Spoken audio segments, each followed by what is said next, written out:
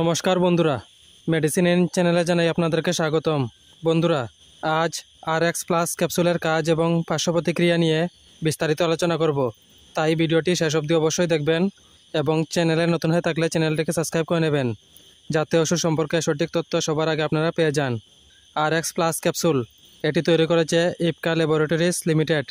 এটি যে উপাদান দিয়ে তৈরি করা হয়েছে তা হলো green tea extract, ginseng, ginkgo বিলোবা, amino acids, vitamins এবং মিনারেলস। RX+ ক্যাপসুল খাদ্যের পরিপূরক হিসাবে কাজ করে। এই ক্যাপসুল রোগ প্রতিরোধ ক্ষমতা বাড়াতে সাহায্য করে এবং শরীরে শক্তি যোগাতে কার্যকরী ভূমিকা পালন করে। এই ক্যাপসুল সেবন করার নিয়ম হচ্ছে প্রতিদিন একটি, খাওয়ার পর খেতে হবে।